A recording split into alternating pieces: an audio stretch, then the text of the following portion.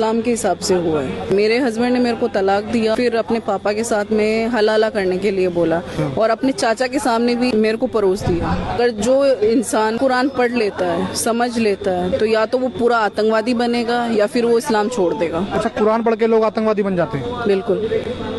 आप एक मुसलमानों को ये बोल रहे हैं कि कुरान पढ़ के लोग आतंकवादी हो जाते हैं? बोल रही हूँ, आप भी पढ़िए, आपको भी पता चल जाएगा। अगर इस्लाम में बुराई है तो आपने इस्लाम छोड़ा क्यों नहीं? आप क्यों छोड़ूं मैं इस्लाम? में क्यों छोड़ूं इस्लाम? अगर किसी गंदगी को साफ करना है तो उसी गंदगी में उतरना भी पड़े। मैं मुसलमान हूँ। आप मुसलमान होके कह रहे हो कि कुरान जो है आतंकवादी बनाती है? बिल्कुल बनाती है। अगर ऐसा नहीं है तो इन कट्टरपंथी ये चीजें क्यों चल रही है? बड़े बड़े मौलाना मुफ्ती हैं, ये चीजें मदरसों में सिखाते हैं। क्या किसी एक भी मौलाना का बच्चा कुरान हाफिज वगैरह कुछ बना हुआ आपको मिलेगा? क्योंकि उनके बच्चे विदेशों में पढ़ रहे हैं। मतलब प्रॉब्लम आती है कि कुरान हिंदी में कोई नहीं पढ़ता है। मदरसे में भी ये बच्चों को पढ़ाया जा रहा है ना, तो वो मौलाना बता रहा है ना कि बच्चे पढ़ रहे हैं। बच्चे पढ़ेंगे सिर्फ अरबी में पढ़ेंगे, वो हिंदी में नहीं पढ़ेंगे।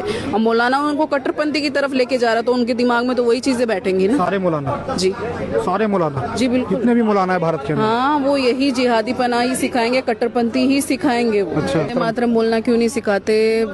भारत माता की जय बोलना क्यों नहीं सिखाते? फिर आप अगर अपने हिंदुस्तान में रह के अगर भारत माता की जय नहीं बोल सकते, तो फिर आपको इस जमीन में गड़ने का भी कोई हक नहीं है। फिर क्यों कब्रें खुदवा के उसी में गड़ते हो?